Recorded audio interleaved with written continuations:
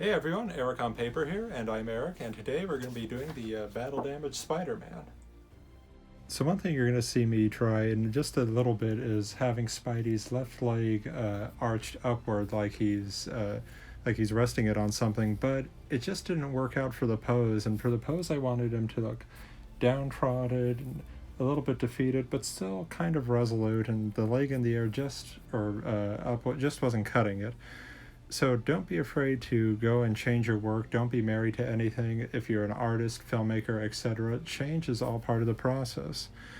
Now, getting to the Spider-Man for battle damage suits, yes, like in the Raimi movies, he's going to feature a ton of battle damage, especially toward the end, because he's having to fight with Lizard and Vulture multiple times throughout the film. And early on, when they were constructing the suits, Bryn had several tests that worked out okay, but not great. We wanted to give you guys the absolute best, and these suits weren't 100% camera perfect, so he had the really brilliant idea of saying, hey, these are going to be the battle damage suits. And the parts that aren't just working, well, that's where the Lizard slashed him, or the Vulture shot a razor at him, or something like that. Now, I like drawing characters with battle damage because that's where we really get to test their mettle and their strength and resolve as characters.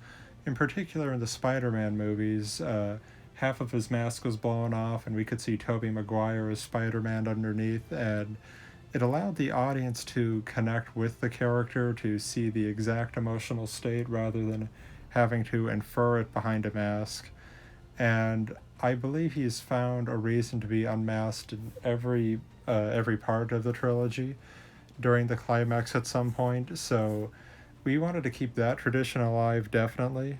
When drawing battle damaged characters or planning things out like this, I try to imagine what exactly inflicted the wounds and where. In this case, he is dealing with Vulture and with Lizard, who have a ton of very sharp edged weapons like, talons, claws, fangs, wings, etc. So keeping that in mind, I've designed them with a lot of slashes, and I put them vertically for just for artistic interest. And as far as the background goes, well, everything's on fire in the background, because if it wasn't, it would mean that the situation was well handled. So now, as we're working on Spider-Man, here just going in with a bunch of lighter colors for him. And the reason for that being not just the illumination, but when I do marker in the gore and blood on him, I want that to really pop and stand out. And a way that I like to do that is by having that be a very dark color. So I selected one of my darkest Copic reds, and we'll have that as one of the final steps. Now, when planning out the wounds and everything, I just imagine like the Lizard grabbing his leg, which is why we have the holes poked in. You can imagine the battle damage Spider-Man suit is some of the last stuff that we'll film, just because, well, the suit's looking pristine, and even the battle damage suits are going to take wear. We're going to try to get Spidey looking at his best first, and then, well, it'll deteriorate.